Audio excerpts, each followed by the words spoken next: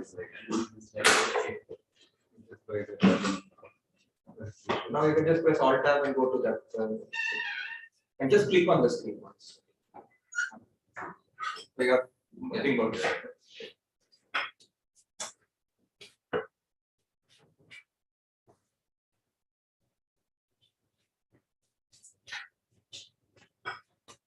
Just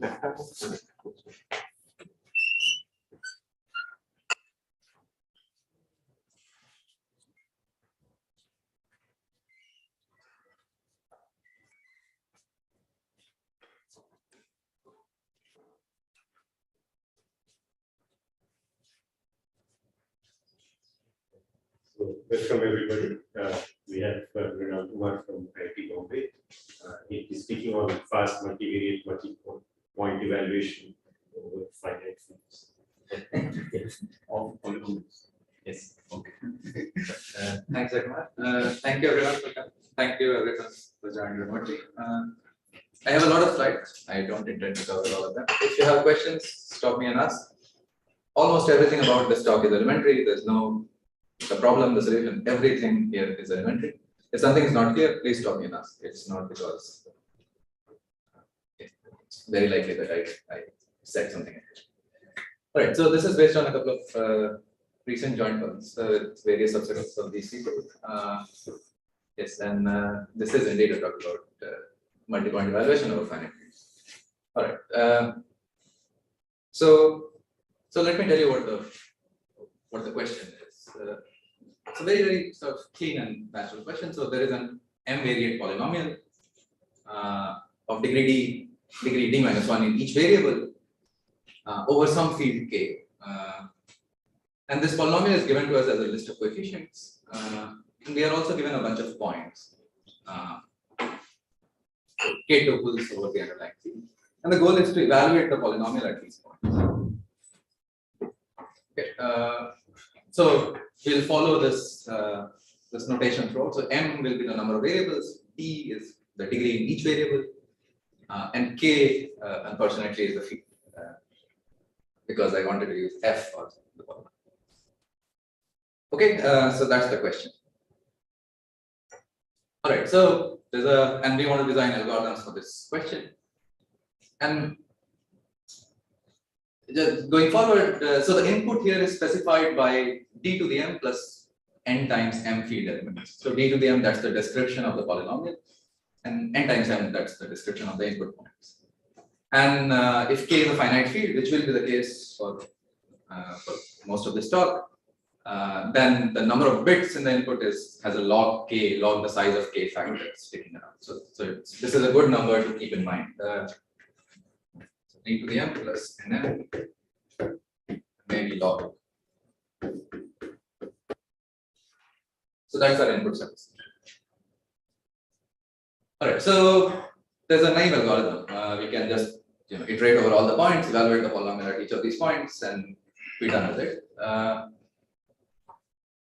So this algorithm takes roughly capital N times m times d to the m field operations in total. So there are capital N points, and at every point evaluating this polynomial will take roughly d to the m field operations.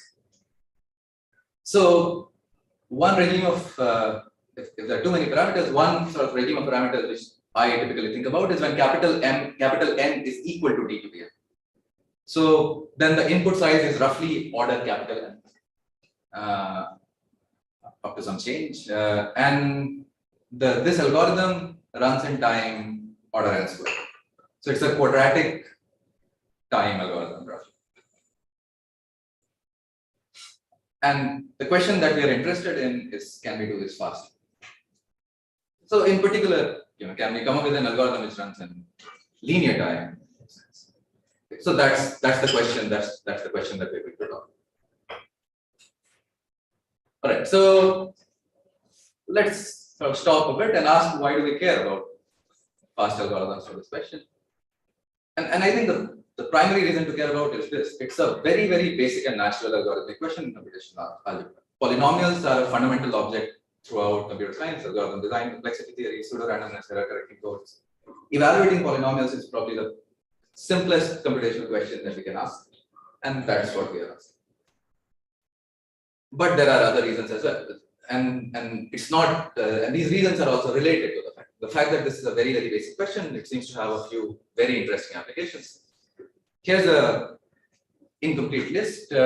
So fast algorithms for this question has direct applications to fast algorithms for many other problems. So questions about fast modular composition, univariate polynomial factorization over finite fields, questions about generating irreducible polynomials over finite fields. Just questions. So the univariate case is a classic FFT. Yes, I will come to it. It's not the classic FFT. A special case of the univariate case is the classic FFT. Okay. I guess if you have infinite field, then you are. So maybe that's when you get FFT. Yeah.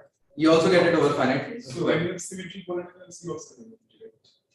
Yes, so we'll come to it. So give me a couple. Okay. So this is an incomplete list, but the point is that this question somehow seems to have very direct black box applications to faster algorithms for many other questions in computational algebra.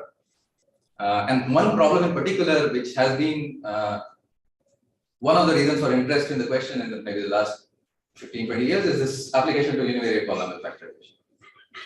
And I'll probably might mention something later. All right. So current fastest algorithms for all these problems and some more go via fast multipoint evaluation. Okay, so let's sort of talk a little bit about what is it that's known about this question. And what's known about this question depends on the number of variables. If the number of variables is 1, which is the univariate case, we have a very, very good understanding of this problem. And we understand it essentially over all fields at this point.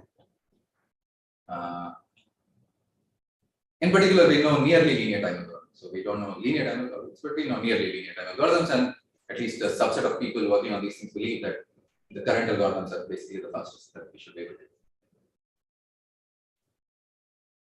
For the case of bivariate and higher variate polynomials, when m is larger than 1, much less is understood.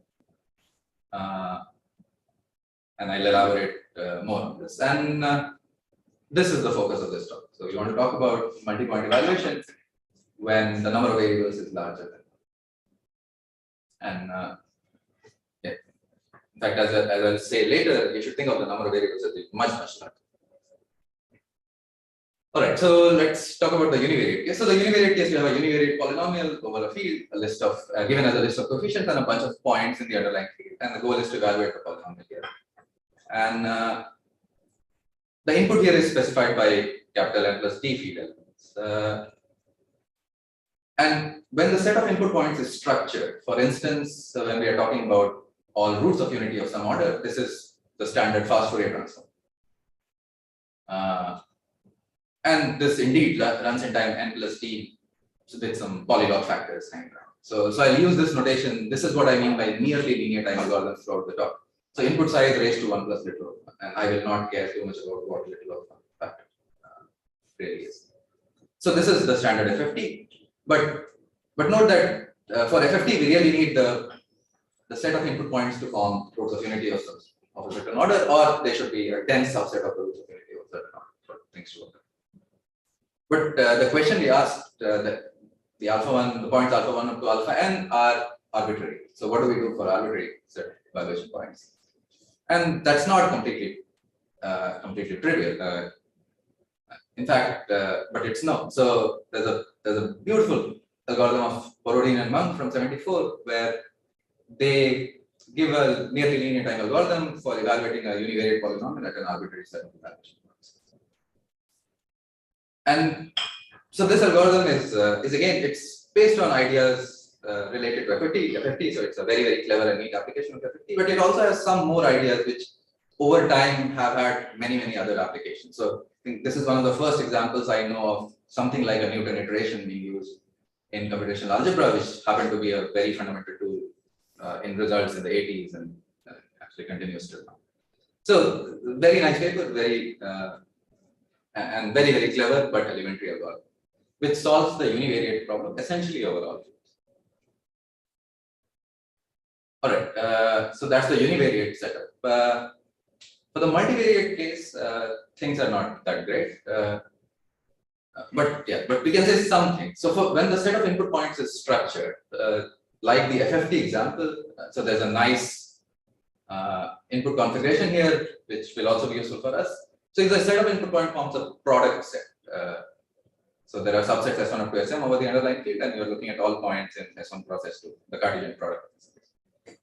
If this is the case, then you can actually generalize the nearly linear time algorithm by a simple induction on the number of variables. Generalize the univariate nearly linear time algorithm to get a nearly linear time algorithm for the multivariate case. And this is again a good example to keep in mind. It's a clean and nice exercise that. So it's really a very simple generalization. Okay. But when we talk about arbitrary set of input points, we did not know non-trivial algorithms till relatively recently. In fact, so there were some improvements to the naive algorithm. So the naive algorithm was a quadratic time algorithm. There were sub-quadratic time algorithms discovered in the late 70s, early 80s. They were all based on fast matrix multiplication type things, but nothing came remotely close to a nearly linear time algorithm, even for the bivariate case till early 2000s. So Nusken and Ziegler designed a slightly faster, so this was faster than the algorithm in the 80s for the bivariate case. And this was again based on fast rectangular matrix multiplication. So for the bivariate case, we had a somewhat faster algorithm. The algorithm actually generalizes to larger number of variables as well, but the improvement decreases as the number of variables increase. So it's sub-quadratic, but maybe not super impressive. It's impressive that the number of variables first. And that's it. So this is all we knew. Remember, the goal was to somehow come up with algorithms which match the univariate case in terms of the parameter. Okay. And then suddenly, in a couple of years, there was some very nice progress on this. Started with this paper of Umans in 2008. So he gave a nearly linear time algorithm for multipoint evaluation over fields of small characteristic, and when the number of variables is not super large. So think of the number of variables as a constant, the field size, the characteristic of the underlying field as a constant, and then Umans algorithm runs a nearly linear. This algorithm in particular, and most of the progress on this problem after Umans' work is these are not based on fast matrix multiplication ideas. These are very different from the proofs that were going around in the 80s. And so this is a genuinely new idea. Umans' algorithm is based on progress in algebraic coding theory around that time when people discovered so codes, variants of lead Solomon codes, which are less decodable up to capacity, and Umans' algorithm depends heavily on those ideas. So Umans, so for the small number of variables regime, Umans and small characteristic, this really gives a very clean and elegant solution to this problem. All right. So later the same year, so Kedlaya and Umans, they gave an algorithm which is nearly linear time over any finite field, as long as the number of variables is small. So what changed from here to here is that the characteristic criterion went away. So this works over any finite field, but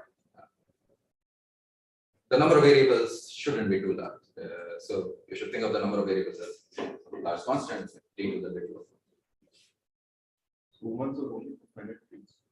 Umans was So Umans was for finite fields, so small characters. There is another sort of fundamental difference between Umans and Kedlaya-Umans, and I will probably allude to it later, but not really. One thing I should mention is that these two algorithms are very different from each other. There's basically nothing in common between them. So very different ideas. Umans' algorithm is a purely neat algebraic algorithm based on very clean algebraic ideas that come from coding theory. Kedlaya-Umans is based on basic Chinese remaindering and something called multi-modular reduction, which people in number theory apparently use. Okay. All right. So yeah. So Kedlaya-Umans doesn't extend to fields of characteristic 0. No, none of these. Okay. Didn't Kedlaya-Umans happen Don't they use Umans in some? No. Okay. They combine the papers later, but these algorithms are, the journal papers are combined. But these algorithms are very different. What I recall, Umans gave the talk, Kedlaya was in the audience, and then It could very well- Kedlaya-Umans. Yeah, it could very well be the case. These algorithms are very different, but somehow I always thought that they are the same paper, but they are not. These are two different conference papers, happen to be in the same year. But No, they have. So Umans, so Okay, you were- I was in the. Chris was giving the talk at MIT. Kedlaya attended the talk. Kedlaya made a comment. And that comment was basically Kedlaya's contribution. It fixed all the problem for. if you have comments, hopefully, feel free. There is another algorithm on this. So there's an algorithm due to Bjorklund, Kasky, and Williams from 2019. This isn't the problem they were looking at. They were looking at some other question in parameterized and exact algorithms. But in their work somewhere, they have a section where they abstract out some ideas from their proof, and what they get is a nearly linear time algorithm for multipoint evaluation over small fields when the field has some additional structures. They really need some subgroups of a certain size in F star, and if that's the case, then they get an algorithm which is not trivial and nice. Strictly speaking, this is not a polynomial time algorithm because the running time of this algorithm depends polynomially on the field size as opposed to log k polylogarithmically on the field size. But this actually happens. This observation happens to be very useful for us for the results that I'm interested in. So I wanted to mention this. The earlier ones were log k. Sorry. The biggest, like the biggest. Yeah, all of them are log k. Yeah. Okay. All right. So let me summarize. If there are too many things I said in the last two slides. So the summary is that we do not have nearly linear time algorithms when the number of variables is not small, and the field is sufficiently large. If the field is very small and with some additional divisibility properties, then you can use Bjorklund, Kasky, and Williams. And this is the question that we are going to focus on. So we are looking at multivariate multipoint evaluation when the number of variables is large and the field is large. Okay, so any questions so far about the question of multipoint evaluation, about what's known? Yeah. Question, not a comment. Yeah. So there's been a lot of work in the univariate setting trying to improve the little O1 over the last year. Those are different from this. So one sort of significant question which has been open for many years in the univariate setting. So things like FFT, it works well. So FFT works even if you over say infinite fields, you can think of this problem in terms of two. You can think of the performance in two ways. One is that you count the number of field operations, and the other is you count the actual bit complexity of the operation. FFT happens to have nearly linear number of field operations, nearly linear number of bit complexity also. But the other algorithm of Borodin and Moenck that I mentioned, the number of field operations there is nearly linear in the input, but the bit complexity isn't nearly linear always. So there exist. So you can come up with input points in such a way that you run into precision issues.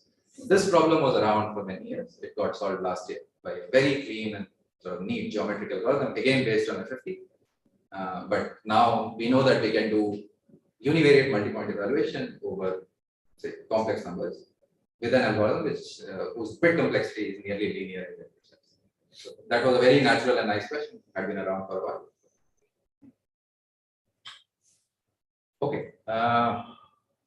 All right. So let me state our results. So we have two results. So with Bhargava Ghosh and Mahapatra last year, we gave a nearly linear time algorithm for this problem over fields of small characteristic and not too large size. So our field of the size of our field is as long as it's upper bounded by some tower of fixed height in D. We are good. Okay. So we should sort of think of comparing this to Umans algorithm, which also worked over fields of small characteristic. Umans did not have a size requirement in this algorithm. It worked over fields of all size. But Umans had a number of variables requirement, which is missing here. So we don't require the number of variables to be small. can take it to be whatever, and the algorithm will run in nearly linear. Okay, so this is over fields of small characteristic. In a more recent work with Ghosh, Gu and Umans, we show that you can actually do multi-point evaluation over finite fields in nearly linear time. So this is over all finite fields. And in particular, if you compare it to Kedlaya-Umans, there's no constraint on the number of variables. So number of variables could be arbitrarily large. One thing which I wanted to mention, and should have said this earlier, is that we think of the degree d as asymptotically growing in all these cases. If you fix the degree, if you say degree is d is 2, so you're given a multivariate polynomial which is degree 1 in each of the variables, so multilinear polynomial, and you want to evaluate it at a bunch of points. We still don't know how to do that in nearly linear. So some little of terms here, little of one terms in this algorithm depend on are small when d is growing, but if you fix d to be a constant, then those terms become things that we can't ignore. Okay, so that's a nice open question. I don't know how to do this yet. We are thinking about it, but we don't have any clue. So these are the results. Sorry, that means in your argument you use somewhere that t is large enough. Yeah, so the running time of the algorithm maybe will be 5 times, so d to the m times 5 to the m. Now 5 to the m I can ignore if d is sufficiently growing, but if d is 2, then 5 to the m is much larger. Nothing sinister, just factors like this. Other questions?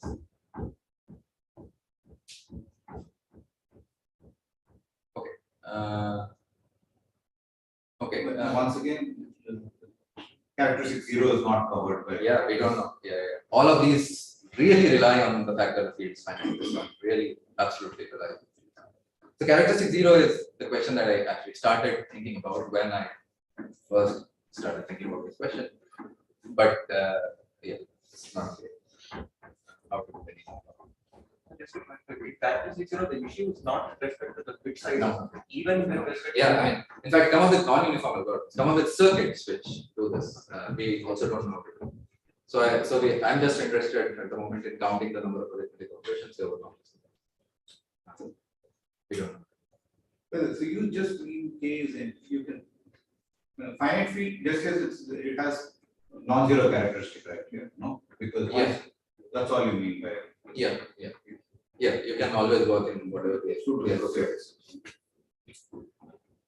You can work in infinite fields of finite. So the input here is going to be contained in some extension. So we can always work in that extension. So that's it. But we need positive characters. In fact, this algorithm is a little bit more general. It also works over rings, appropriate rings, and so on. But this is the cleanest statement.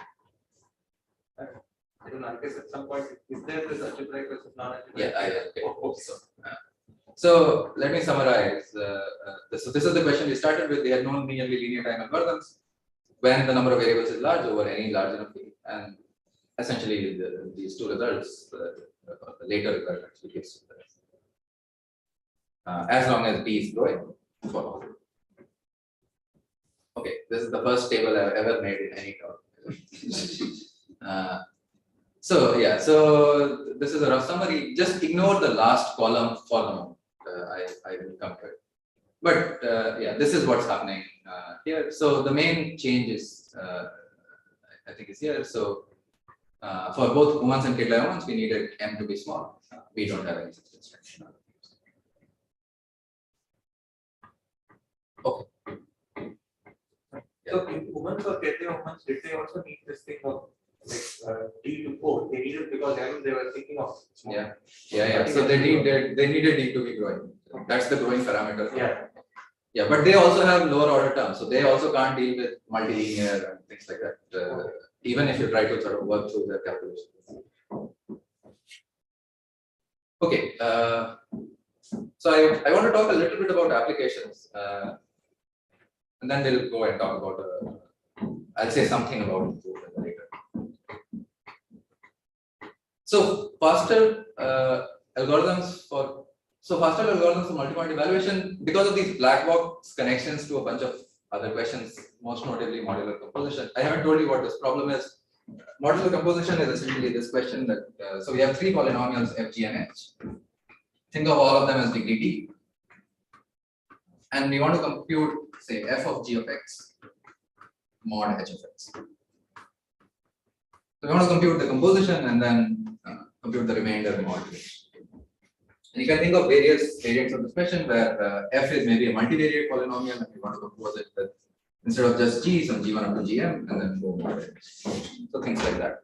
And this problem happens to be quite central to many of these applications. So some of the interest in multi-point evaluation at least recently came because of its application to this question.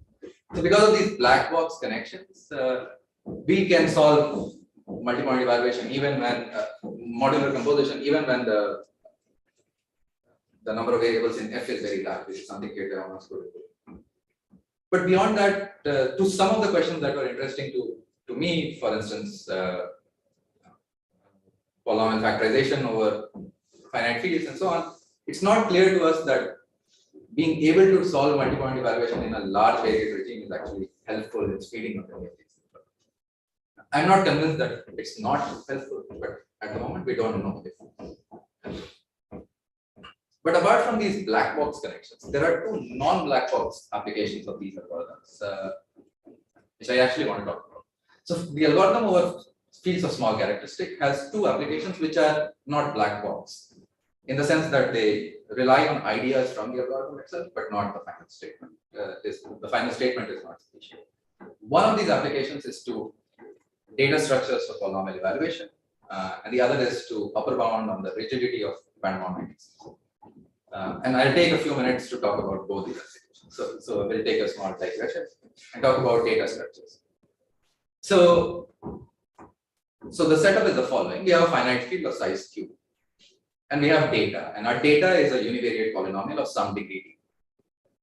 Now think of the parameters as follows. So think of q as being polynomially larger than d. So think of q as e to the 5, e to the 9, something like that. That's the regime of parameters. So over a finite field of size q, we are given a polynomial. This is our data, and we are allowed to process the data. So we do some computation at our end, store this data in some form somewhere.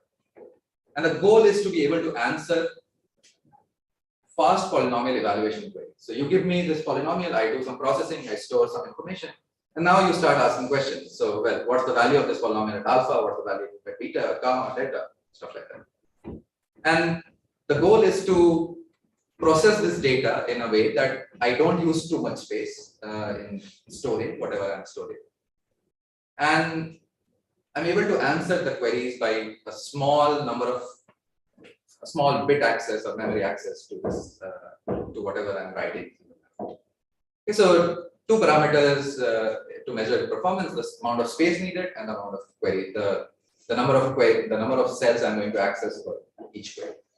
And again, so I'm not formally defining them, and I'm hiding a few things here, but you can think of this problem in various ways. Do you want to store your data in cells? For instance, here it's natural to think of data being organized in the memory in terms of storing field elements, or you can talk about storing bits and so on. But let's not go into that right now. Sorry. So is there also some notion of time complexity? No. Space. No. So in the setup that we are, the amount of time I take to process the data could be whatever. The amount of time, what you do with your queries could be whatever. You could take forever to do that. It just happens that all the upper bounds will also give you very fast algorithms to do these things, but that's not good. Okay, so that's the setup. So we want to design data structures for this problem, which have small space complexity and small query complexity. And there's some natural bounds on space complexity. So this polynomial is given by roughly d field elements in a field of size q. So that's d log qubits of information. So the space complexity shouldn't be smaller. We should expect space complexity to be at least d log q. Each query, the answer to each query is at least a field element. So we should think of the query complexity to, the regime of parameters to keep in mind would be that query complexity should be like log, function of log. Bits log qubits. Okay, so that's the setup. There are two very, very simple data structures for this problem. let's talk about those. So the first data structure for this problem will just store all the coefficients in memory. You give me a polynomial, I store all the coefficients. Every time you ask me a query, you say what's the value at alpha, I'll read off the whole, I'll give you the list of coefficients as output, you compute the value at alpha. So we store all coefficients, and on any query, we just read off all the coefficients. The space complexity is great. I mean, it's D log Q. This is the best we could hope for. But the query complexity is not great. So the query should have been like log Q, but we are paying D log Q bits in query complexity. So great space complexity, but not so great query complexity. So this is one simple construction. The other simple construction could be that, so here we are storing the coefficient representation of the polynomial. You could also store the evaluation table of the polynomial. So given the polynomial, we just store the value of f on all inputs. So we just store the table, the evaluation table of f. On any query, I can just go to an appropriate location, read off the necessary bits, and give you the output. So the space complexity now is, so it was D log Q, remember, now it's Q log Q. And I said, well, think of Q as being polynomially larger than D, so D to the 10 or something. So this is not, this could be much worse than the information here, the bound for this. But the query complexity is great, it's the best we could hope for. So the query complexity is optimal, but the space complexity isn't great. So the first construction had excellent space complexity, terrible query complexity. This one has excellent query complexity, terrible space complexity. But in this construction, you're basically ignoring the fact it's a no-degree polynomial. Yeah, they're ignoring everything. They're just not using it. Okay, so I think a natural question here is to ask if there is a construction that achieves the best of both worlds. Can we get space complexity which is nearly linear in the optimal, and can we get query complexity which is pretty close to it? Okay, and Kedlaya-Umans in the same paper, they actually answer this. They say, they sort of answer this. So they say, well, they construct a data structure where the where the space complexity is pretty close to optimal, and the query complexity is also very, very impressive. So this is polylog D is like polylog Q. So it's polynomial in whatever is the optimum possible, and the space complexity is essentially the optimum possible. Okay, so Kedlaya-Umans sort of solve this problem. So what am I talking about? So at this point, I have to go back to Ramprasad's question about algebraic versus non-algebraic algorithms and data structures. So let's sort of digress a bit. So for all these questions like multipoint evaluation or modular composition, polynomial factorization, the input to us, there's some natural algebraic structure in the input. We are working on a field, our input is a polynomial or bunch of points. So you could imagine algorithms such that the only arithmetic they use is field arithmetic. So you could, instead of giving them coefficients, straight access to the coefficient, you could think about giving them black box access to doing field operations with the input. And that's all they ever require. Think of the naive algorithm for polynomial multipoint evaluation, where you iterate over all points, evaluate the polynomial at each of the points separately. The only arithmetic that you're using is the underlying field arithmetic, nothing more. For things like fast Fourier transform, again, all you need is underlying field arithmetic. Maybe you have to work in an extension, but that's about it. So there's some natural algebraic structure, and many of these algorithms are naturally algebraic. Similarly, algebraic data structure. So I'll say that a data structure is algebraic if all the underlying algorithms are algebraic. This includes algebraic, the algorithm that I use to process data and store it in memory.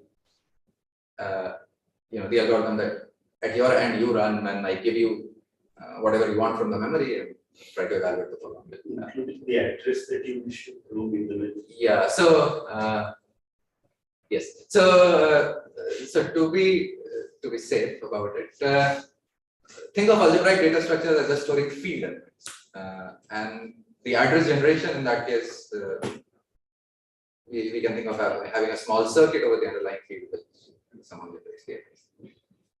But yeah, so this is vague, but this is vague by design. It's a pain to define this formula, but these are notions which are fairly well studied, and can be defined formally. So I assume that extracting bits, etc. is what you're trying Yeah, to solve. is what I wanted to discuss. Aren't there polynomials which will give you the Yes, good. So there are algorithms, there are polynomials which will give you the bits, but the sort of, if you look at an arithmetic circuit for these polynomials, they'll have size which is polynomially dependent on the field size. So the degree will be like q. If you have an operation which you can do using an arithmetic circuit of size polylog the field size, we'll allow it, and that's fine. Okay, so some examples of algebraic algorithms are things like the naive algorithm for multipoint evaluation, like I said, fast Fourier transform, and both the simple data structures that we just saw. There's nothing about bit access and weird funky operations. Everything is naturally based on field arithmetic. It's a little hard to give examples of non-algebraic algorithms for this problem. And in fact, I was trying to think of an easy example, but yeah, I couldn't come with anything quickly. The algorithm of Kedlaya-Umans, for instance, is actually non-algebraic. What it does is, so you give me a problem instance over a finite field, I'll start somehow thinking of this as a problem over integers, and then I'll do some weird bit operations there, and eventually give you the output, which is the field. So it's it's a little hard to come up with these things, and it's also hard to think about these things. I think when you start, at least when I started thinking about this, to me it was very natural to just confine ourselves to algebraic algorithms.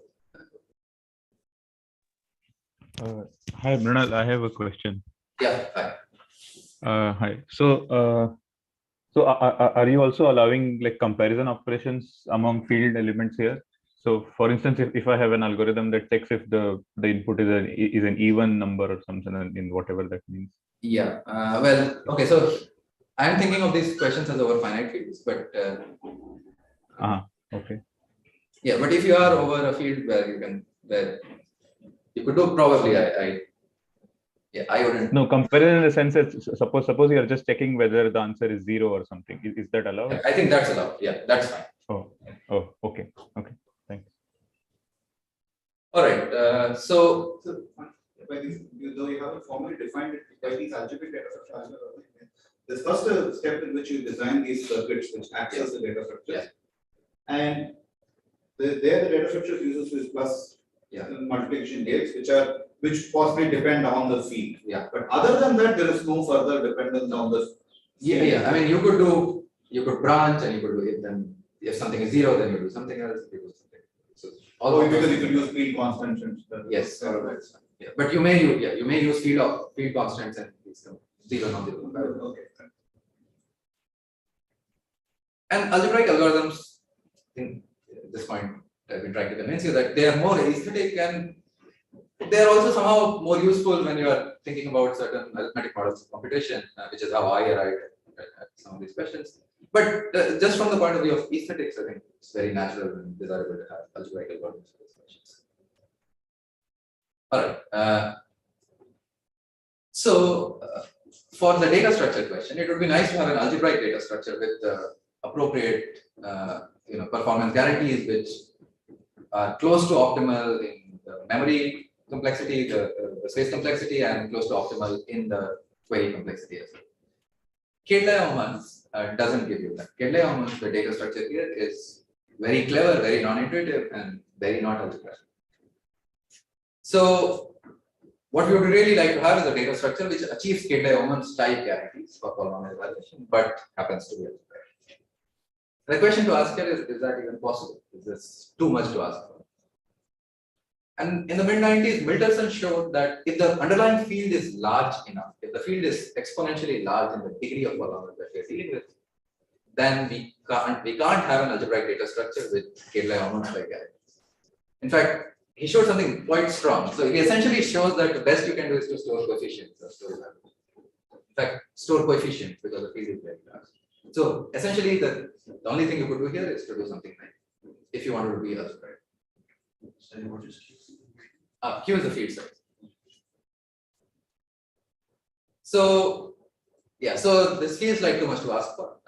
If the field size is large, Milterson actually proves that this is too much to ask for. And then he conjectures that a similar statement is also true when the field is small. He doesn't say what he meant by small, but presumably I'm small to me would have meant something that's polynomially bounded in D. So if Q is this large, Yeah. then the data structure of storing all the coefficients, it is optimal. Right? It's It's polylog in Q. the space complexity is No, but the polynomial. query is Is query D is log, not optimal. but the query complexity is not optimal. But D is already like log Q or something in this setup.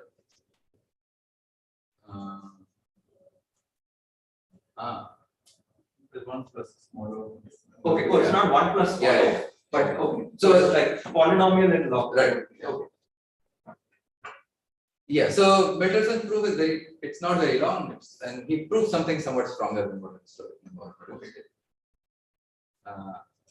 okay, and so in the paper he discusses this conjecture, and he says that he thinks that his proof technique is the one that really relies on the field size. He expects the statement to be true over smaller fields.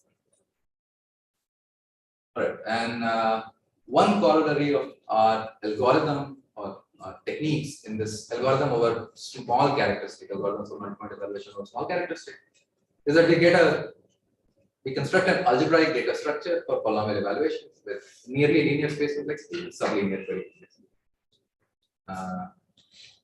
provided that the characteristic is small. And our data structure has these performance guarantees as long as the field size is quasi-polynomial bounded in D. So certainly, if the field size is poly D, then we get data structure. So, It's not. It's lit. Okay. So it's so Sublinear and D log. it's sublinear. So lit law of 1, and if say I think if you take the field size to be polynomially related, then you get some polylog with the D of it. So this is the kind of things that This Q is it like a priori bound on the size of the field, or do you need to know exactly the size? No, I think some bound on the size of the field.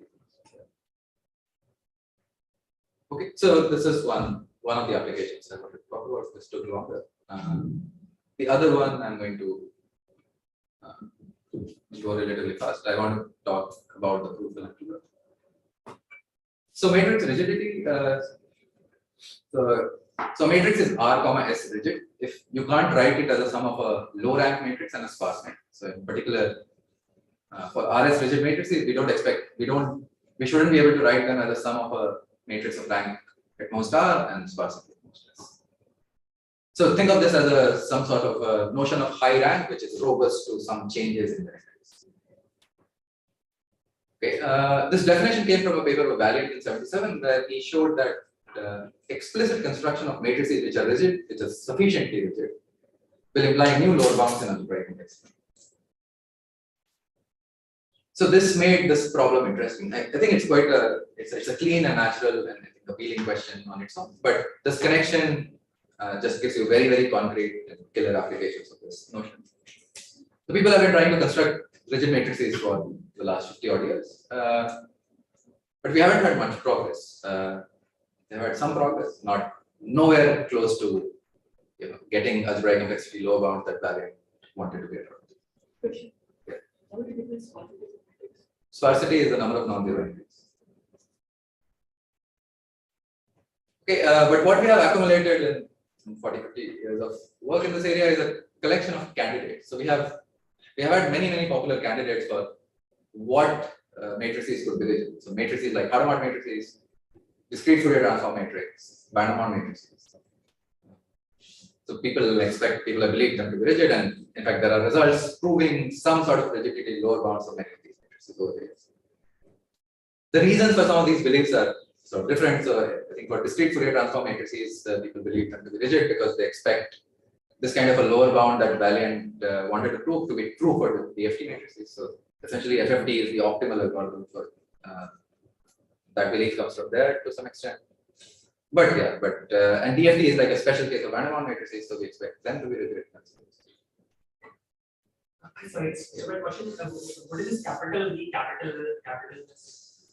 Capital V is a matrix which is rigid. It's V because I want to talk about Vandermonde matrices later. L and S are low rank matrices. Sorry, L is a low rank matrix, S is a sparse matrix. Okay, so there's some definition of some robust, a matrix having robust high rank. you edit a few entries, you can't decrease the rank a lot. And this notion, explicit construction of such matrices, happens to have some really neat and deep applications. And over the years, they have been trying to prove these things, but haven't made a lot of headway. But we have accumulated a bunch of potential candidate matrices which we believe to be rich. This was all great till a few years back. When starting with this result of Allman and Williams, they had a collection of results which have looked at each of these candidates and shown that they are not as rigid as we believe them. So they showed that Harman matrices are not sufficiently rigid. In fact, by sufficiently rigid, I mean not rigid enough for valence connection to get you following Allman and Williams' result, Dwyer and Liu 2 years ago showed that discrete Fourier transform matrices are also not sufficiently rigid. Not sufficiently rigid is not for variance, lower bound results are not, they are not rigid enough for variance. Directly. It may be possible, and I think nothing rules it out, is that we can go back and tighten variance connection and show that even lower rigidity suffices. So random matrices are variant rigid. Yes, very rigid. So there have been a collection of late results following this. So Allman showed some sort of a generalization of this result with Harman matrices. Recently, Kiva showed that any matrix which is a canonical product of small matrices is not rigid. Dwyer and Edelman showed that certain matrices which are based on appropriate group algebra structure are not rigid. And so on. So it's a active line of work. One family of matrices which is not mentioned and we still don't understand in any of these results is the rigidity of Van der Waals matrices. So we don't know if we expect Van der Waals matrices, do we expect there to be Van der Waals matrices which are rigid? Sufficiently rigid for valence connection. And one of the corollaries of our result is that overfeeds of small characteristic and feeds which are not super large, so something like quasi-polynomial bounded in the dimension, Van der Waals matrices are not rigid enough for valence connection. The proof here is based on ideas from our algorithm. It's very different from any of the proof earlier. It does rely on Dwyer and Liu's argument somewhere inside it, but that's about it. Okay, so I have maybe 10-12 minutes. Question. Yes. So this result is Van der Waals matrices are univariate. Yeah, these are all univariate. And somehow you need your result on the multivariate thing. Yeah, that's right. Okay. So in fact, you can also say something about multivariate Van der Waals matrices based on the algorithm. But univariate thing is the thing. Is what. But even for that, you need your multivariate aspect. Okay. Questions so far? Okay. Can you say something about the other kinds of matrices within your results? Can you say something about No. So I'll tell you why Van der Waals matrices sort of naturally relate to the second. Multipoint evaluation is really a question about multiplying a Van der Waals matrix with a vector. Think of the univariate multipoint evaluation. So you're given a bunch of points and a polynomial as a vectors. So now think of a Van der Waals matrix corresponding to the evaluation point. So the rows correspond to the points, the columns correspond to various powers, and you really want to multiply this. So that's why. Okay. All right. So yeah, does it go the other way? Like, is it the case that all the examples that we currently know of where these are matrices that are not rigid? Yeah. Is it just the case that this matrix vector multiplication has far more efficient algorithms than?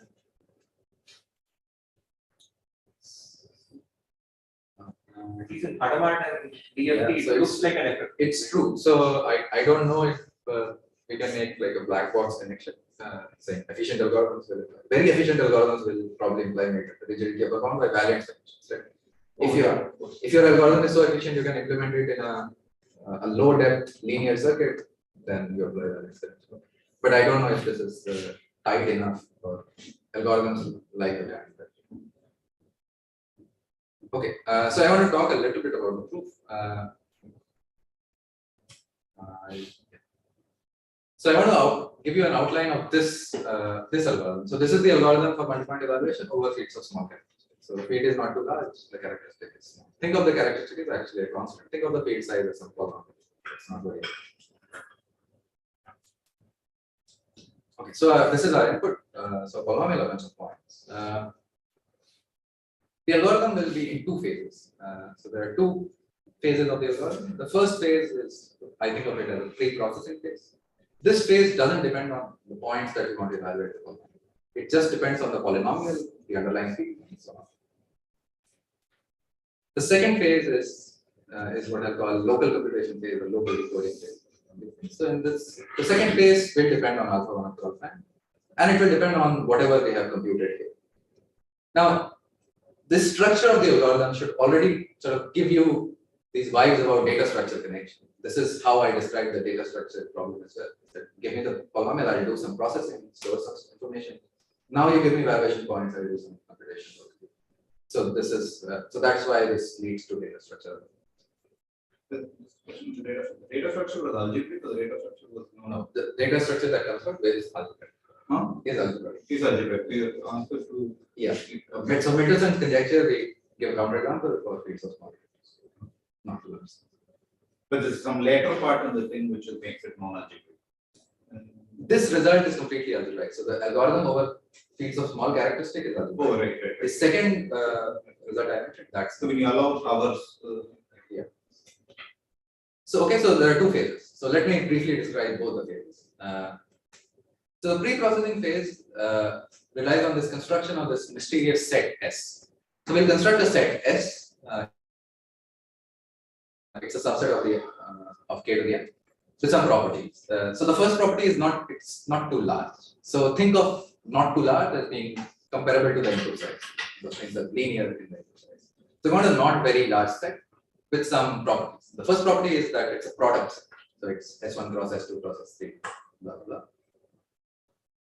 This product set requirement is because of this product set comment I mentioned earlier that we can do multi-point evaluation fast on product sets.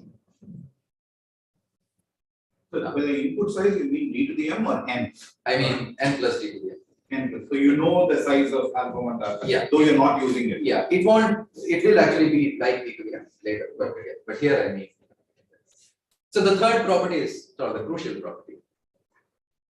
It's a very strong property. So it says that so we have a set S, and we are asking for the following. So for every point in K to the n, for every point alpha in K to the n, I want there to be a low degree curve C sub alpha through alpha, whose intersection with the set S is large.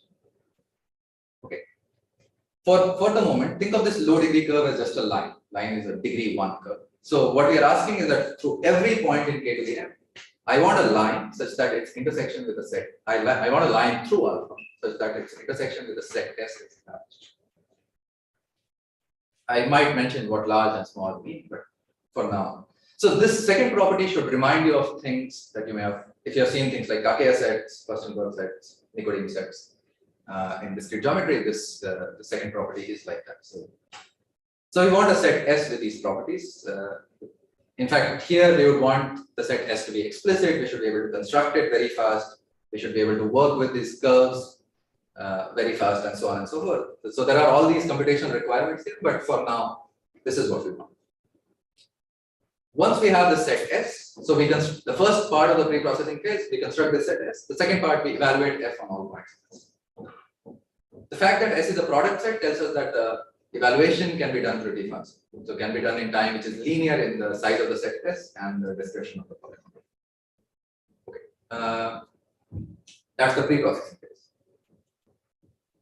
Note that we didn't rely on any of the input points. Okay. So in the second step, in the second phase of the algorithm, we go to each of the evaluation points and do some local computation. So we have the value of the polynomial on the set S. Now we want to go to each of these points that we really wanted to evaluate the polynomial on, and so there was some point alpha here, and I want to go and figure out the value of the polynomial on alpha. Note that the amount of computation that I'm allowed to do at each alpha, because I'm going to do it at n points, it has to be done in sublinear time. Otherwise, this won't be a nearly linear. Okay, so this is the setup. I had a picture. So that's the picture. So we have a set S, we have a point alpha, and we have this mysterious curve property. It says that through every alpha, there is a curve C sub alpha, which has a large intersection with this set S. and we know the value of the polynomial at all points on the set S. Now you stare at this, you look at this picture, and now you tell me what to do. There's a very clean, okay, Jacob. Any interpolation. Right, exactly. So If you could lay your hands on the curve. yes, so believe me that we can. So there's a very natural thing to do. Yeah, so this is low degree curve. This is a low degree curve. So we have the evaluation of the polynomial at each of these points. What we do is we want the evaluation at alpha. So we look at the restriction of the polynomial f on the curve C sub alpha. This is a univariate polynomial. The degree of C sub alpha is low. The degree of the polynomial is low. Together, the degree of the composition is low. And if the intersection of C alpha with the set S is large enough, then we will be able to interpolate the univariate polynomial, which is the restriction of f on C sub alpha from the evaluation. And once we do that, we can figure out the value of it. That's exactly what we're doing. So we look at C sub alpha. So it's a parameterized curve. Think of it as a univariate polynomial map of low degree.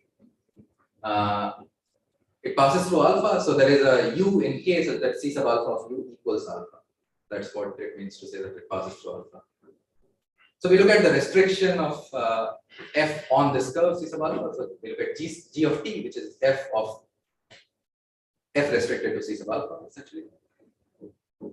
And G is a univariate polynomial of degree at most degree of C sub alpha times t times n. So d minus 1 times n. And if we can get our hands on G, then we can set t to u and get f of alpha. And how do we get our hands on G? Well, we know that C sub alpha intersects S at many points, and if you take the value, if you take any E in K such that C sub alpha of B is in S, then this means that we have the value of G of B. So if the intersection sizes are large enough, if C sub alpha intersect S is larger than degree of G, then we can recover G by it. So very simple and clean algorithm. This doesn't give us what we want. So this is what we want. What we end up constructing is a set S of size roughly this. So d to the m factor here is fine. D to the m is linear in the input side. But there's also a factor of p to the m to the m, and log k to the m. So p to the m is going to be something that ends up being inherent to this, to working over fields of small characteristic. Here is where we need the field to have small characteristic, because we have this p to the m factor which we can't get. P is the characteristic. P is the characteristic, yeah.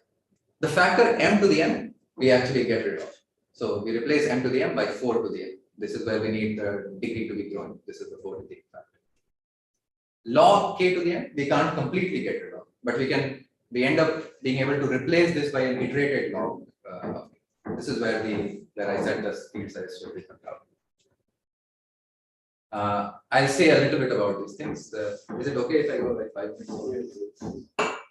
The degree of C of alpha ends up being something like log the field size, or the degree of the extension where alpha lies.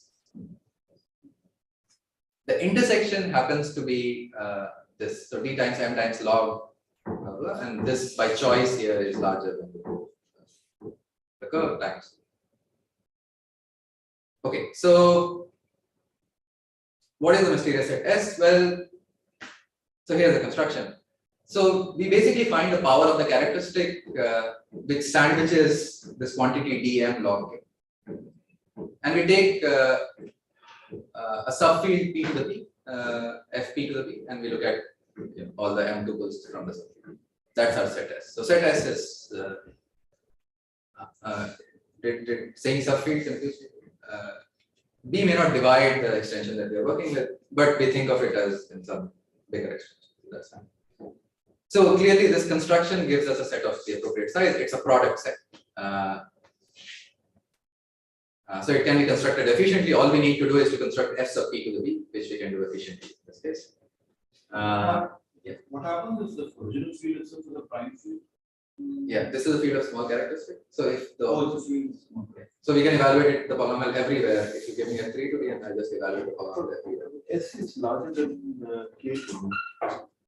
S seems larger than K.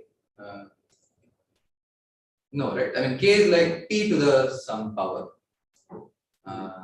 We are comparing it to not to k but k to the m. So this is like log k to the m, and so it's not large. So the running time of the first phase is going to be nearly linear in t to the m plus the side of each. Right? This is this inductive algorithm to evaluate the problem. So S is larger than log k to the power m. Yeah. But it's smaller than k. It's smaller than k to the m. No, S is the Cartesian product. It's not Okay, the S sign. is already the Cartesian. Oh, it's already Yeah. Okay. Okay. So there's some calculations here. Just bear with me. Now this has the mysterious curve property needed for the subsequent step. So I want to quickly justify this for a very special case. So think of B as 1. So the set S is just Fp to the n. Think of M as 2. So it's Fp squared. So this is that's the set S. Now we take a point. So K is just this. So think of the elements of K as being univariate polynomials of degree 1 over Fp in the variable Z. Now let's take a point alpha in K square. So alpha is going to be of this form. So each coordinate of alpha, alpha not alpha 1, is going to be a univariate polynomial of degree 1 in Fp adjoint Z. So we just rearrange this. We think of this as this vector plus z times another vector, and both these vectors come from the underlying base field. The curve C sub alpha of t is just this vector a0 plus t times this vector a1. Okay. Both these vectors node are from Fp, so they are in Fp square. T is the formal variable. We basically took this guy, replaced z by t, because I want to treat t as a formal variable. On the other hand, note that z is a field element of k. We are thinking of elements of k as being univariate polynomials in Fp. So when we set t to be z, we get this quantity back, which is equal to alpha. So C alpha of z is equal to alpha. So C alpha of t is a curve which passes through alpha here. Also note that whenever we set t to be anything in Fp, when we plug in t to be u for some u in Fp, C alpha of u is actually in Fp square. And Fp square was our set S. So something similar generalizes. So we basically use the underlying field structure. We think of the field elements as polynomials. We break it up. We define the curve using that. By design, it will pass through alpha. But every time you plug in things from the base field or an appropriately low degree extension, it will rise. The point will collapse into something which lives in a low degree extension. And our S is exactly the vector space over an appropriately sized low degree extension. So that's how we get these problems. All right, so there's some running time calculation that I don't want to go over.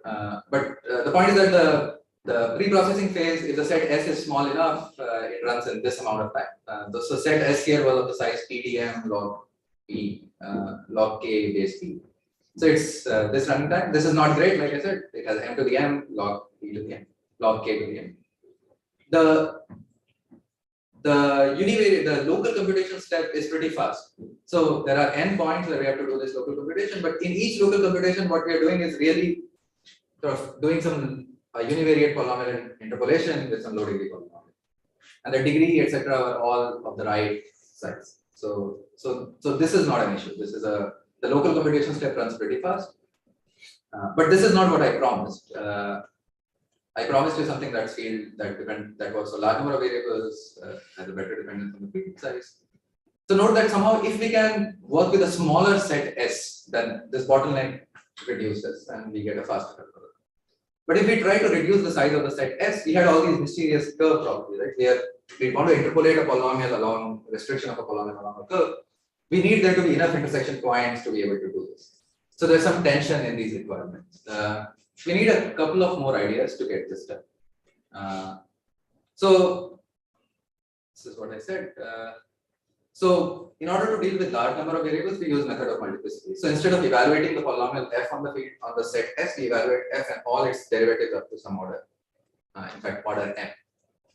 And then we do exactly the same thing. So now in the local computation step, we try to reconstruct the univariate polynomial, not just from its evaluations, but from its evaluations and evaluations of order and derivatives. So this gets rid of the m to the n factor and replaces it by 4 to the n, so 10 to the n. This 4 to the n comes because we are looking at all order m derivatives of a multivariate polynomial on m variables. There are m plus n choose m of n. So that's 4 to the n.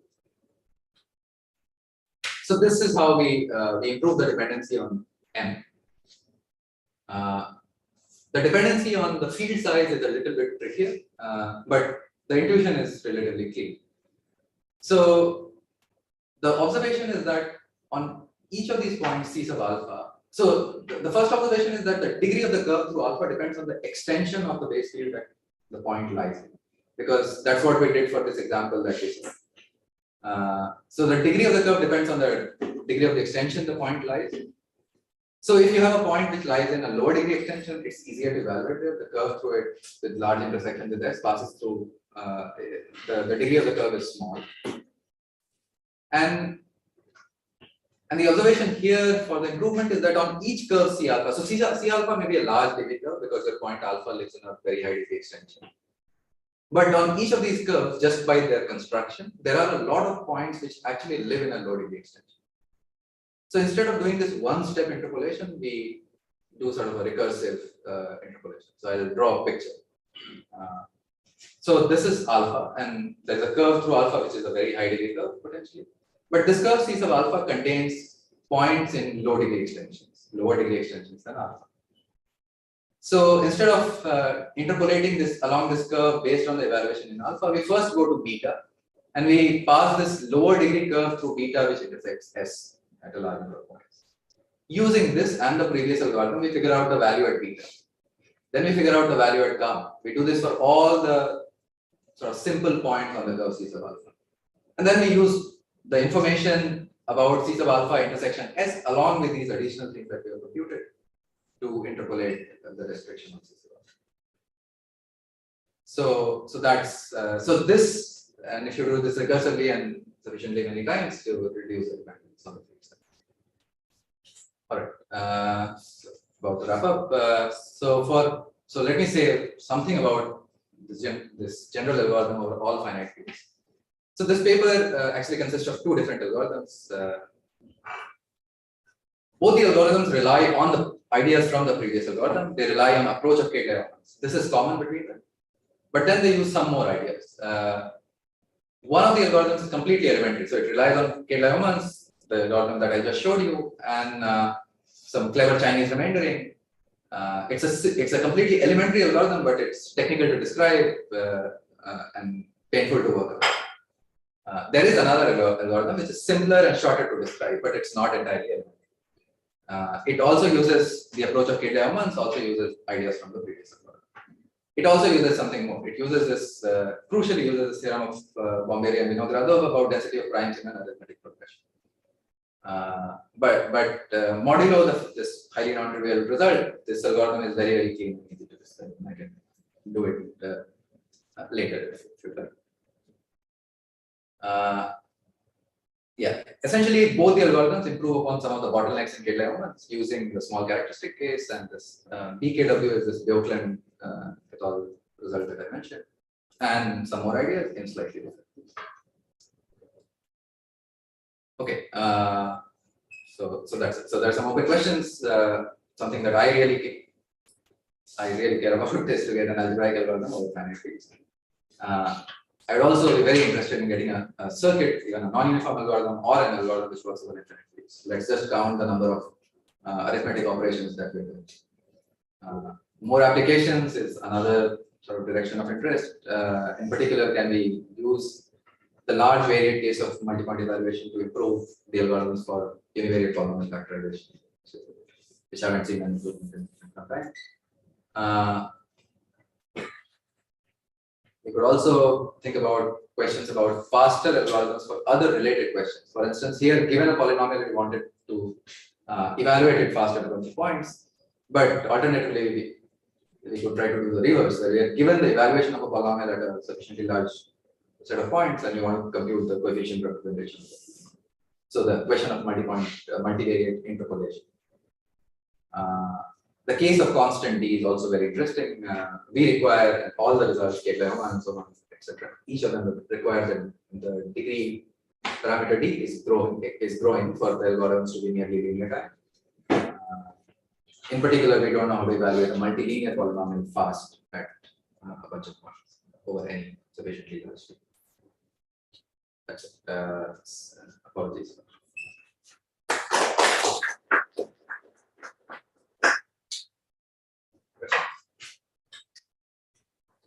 So when you want to find when you have the C alphas that these curves that pass through an alpha. So how would you want C alpha to be available to your algorithm? I guess you want a way of quickly figuring out what are the set of points in S that lie in C alpha, and in some sense the index of them. Right? So it's that you Exactly, and we can do that just because of the way C alpha is constructed. So think of the question, the underlying question is how is the field K given to us? So if the field K is given to us in the sense that at each alpha I can figure out what is the univariate polynomial corresponding to the points, to the coordinates, then writing the curve C alpha is easy. And once we write the curve C alpha, then we know that whenever we set this parameter to be something in a low degree extension, or in the base field in this example, this thing will actually end up collapsing to a vector in the base field. But there's a slight non-triviality there, which is that we really like an algebraic algorithm to work with black box access to the field elements in the input.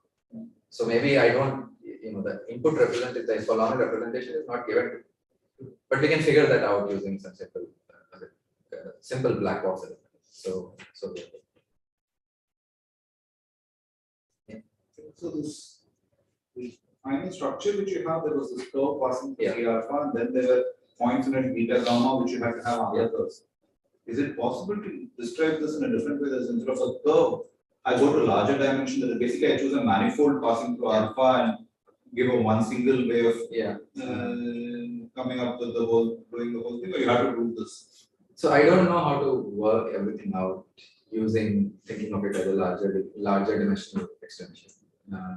But so for instance, do we know the bivariate version of that? Because for this I will need the bivariate or the trivariate version of your problem. We can probably use Kedlaya-Umans or Umans, like Umans as a subroutine, which works on small number of variables.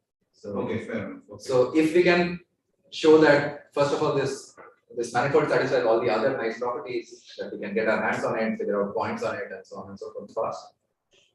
And if we can reduce it to a multi-point evaluation question in 2 or 3 dimensions, then we can.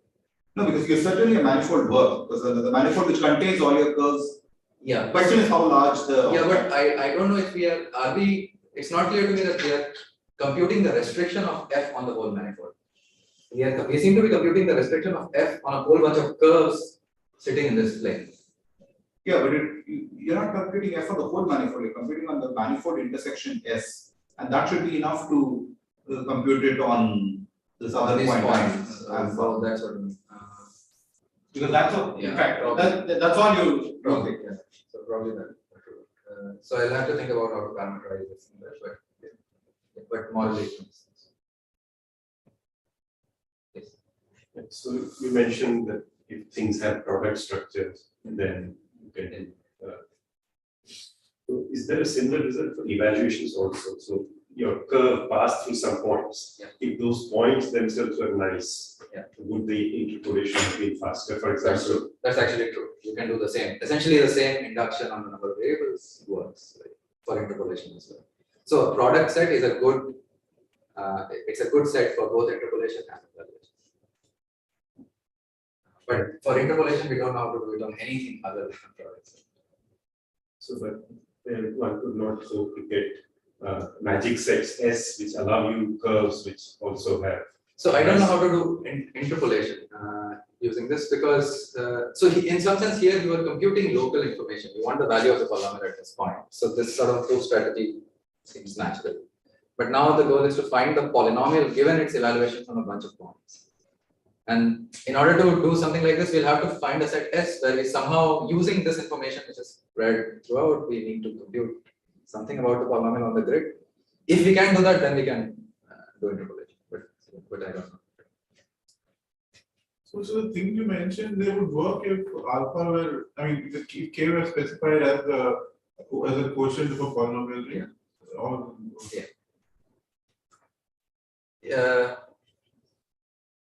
Yeah, so you mean over some rings? This will- or some, no, I'm asking what's the presentation of k basically? So yes, so k is given to us as a quotient of a polynomial. That's the standard input description in these cases. Yeah, actually solving a slightly more general problem in the sense that this your dependence on what the set here, the sort of evaluation set that you're very minimally, you're going to solve this for it. Basically for every, you only need to know that it's lying in k to the power m. Yeah. And for every point in it, you're able to do this. Yeah. So it's like a sublinear. So after the initial preprocessing, it's a sublinear algorithm for polynomial evaluation over the entire. thing. There you're not using the fact that No. you're not using the. Nothing. The first phase uses nothing about how many points you want to evaluate it on, where the points there. As long as there is in k or some extension.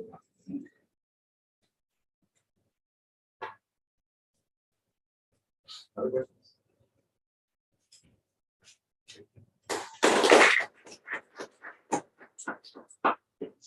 Mrinal is allowed today or tomorrow. There's some meeting schedule for it. But if you'd like to meet in just any meeting.